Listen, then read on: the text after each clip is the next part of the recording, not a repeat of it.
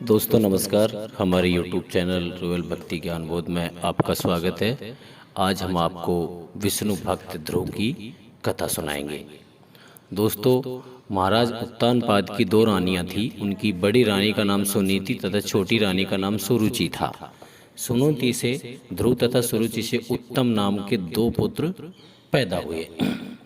महाराज उत्तानपाद अपनी छोटी रानी सुरुचि से अधिक प्रेम करते थे और सुनीति प्राय उपेक्षित रहती थी। इसलिए वे सांसारिकता से विरक्त होकर अपना अधिक से अधिक समय भगवान के भजन पूजन में व्यतीत करती थी। एक दिन बड़ी रानी का पुत्र ध्रुव अपने पिता महाराज उत्तानपाद की गोद में बैठ गया।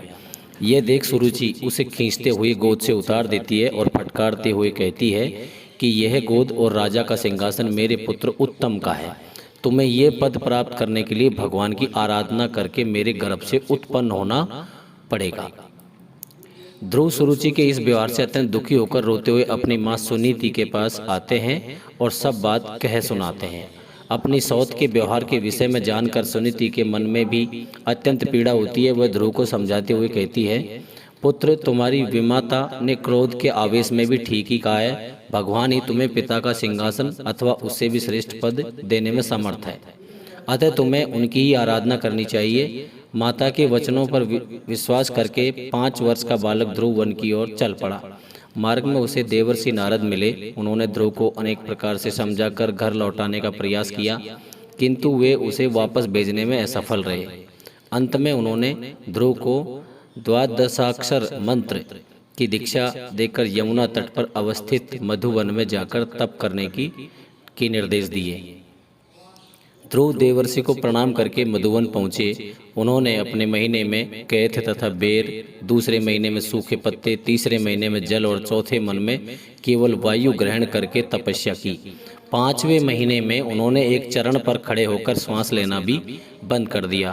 मंत्र के अधिष्ठाता भगवान वासुदेव में ध्रुव का चित्त एकाग्र हो गया। संसार के एकमात्र आधार भगवान में एकाग्र होकर ध्रुव के श्वास अवरोध कर देने से देवताओं को श्वास अवरोध स्वतः हो गया। उनके प्राण संकट में पड़ गए। देवताओं ने भगवान के पास जाकर उनसे ध्रुव को तप से निवृत्त करने की प्रार्थना की। ध्रुव भगवान के ध्यान में लीन थे। अचानक उनके हृदय की ज्योति अंतर्भीत हो गई। ध्रुव ने घबराकर अपनी आंखें खोली तो उनके सामने शंख, चक्र, गदा, पद्मधारी भगवान स्वयं खड़े थे। ध्रुव अज्ञान बालक थे। उन्होंने हाथ जोड़कर स्तुति करनी चाहिए, किंतु वाणी ने साथ नहीं दिया। भगवान ने उनके कपोलों से अपने शंख का स्पर्श करा दिया। बालक ध्रुव के मानस में सरस्वती जागृत हो गई। उन्होंने हाथ जोड़कर भगवान की भावभीनी स्तुति की। भगवान ने प्रसन्न होकर उन्हें अविचल पद का वरदान दिया। घर लौटने पर महाराज उत्तानपाद ने ध्रुव का अभूतपूर्व स्वागत किया और उनका राज्याभिषेक करके तप के लिए वन में चले गए। ध्रुव नरेश हो गए। संसार में प्रारब्ध शेष हो जाने पर ध्रुव को लेने के लिए स्वर्ग से विमान आया।